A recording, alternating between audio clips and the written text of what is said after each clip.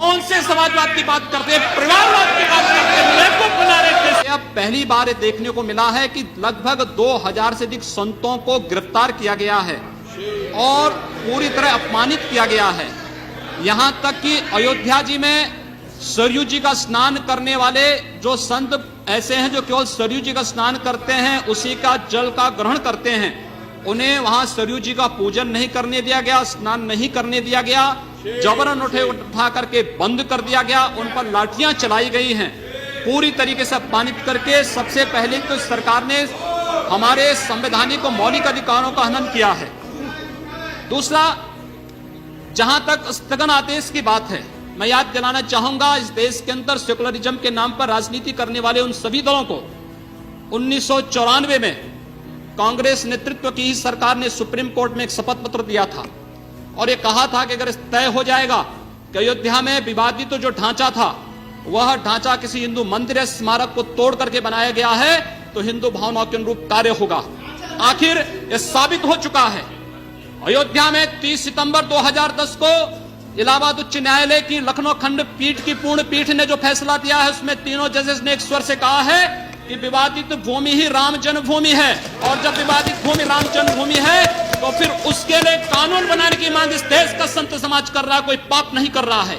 हम अपने हक को मांग रहे हैं और हम यही मांग कर रहे हैं कि अयोध्या में राम जन्मभूमि पर भव्य मंदिर का निर्माण होना चाहिए, कानून इस सरकार को लाना चाहिए, क्योंकि सुप्रीम कोर्ट में शपथ पत्र कांग्रेस नेतृत्व की सरकार ने उस समय दाखिल किया था और उसी क्रम में हम मांग कर रहे हैं। और संतों को उनके हकों से वंचित किया जा रहा है, उनके धार्मिक यात्रा को प्रतिबंधित किया जा रहा है, उन्हें अपमानित किया जा रहा है। और किस समाजवाद की बात मुलायम सिंह जी कर रहे हैं, किस संविधान की बात कर रहे हैं? ये समाजवाद है।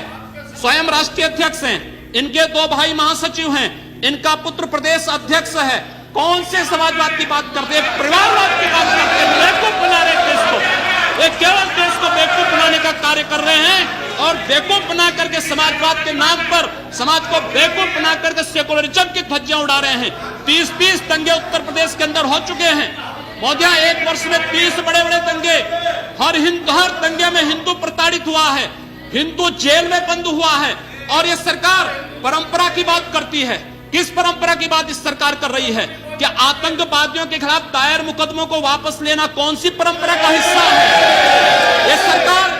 ये सरकार उत्तर प्रदेश के अंदर जिस प्रकार से सरकारी जमीनों को कब्रिस्तान के नाम पर आवंटित कर रहा है, कौन सी परंपरा का हिस्सा है?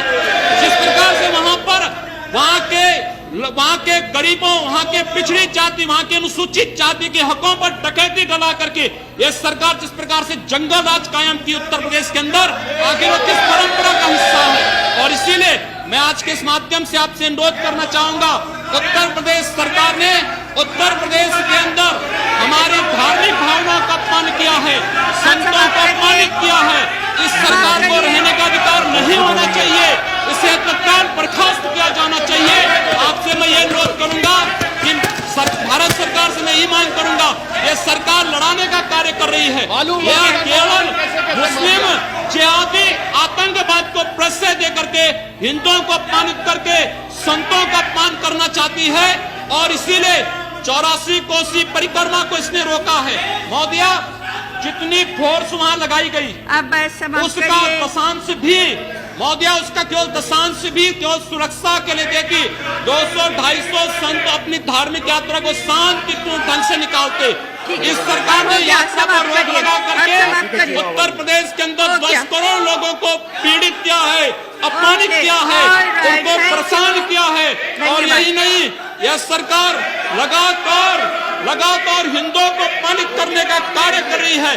और इसीलिए मैं आपके माध्यम से अनुरोध करूंगा, इस सरकार को रहने का कोई अधिकार नहीं, इसे बर्खास्त किया जाना चाहिए।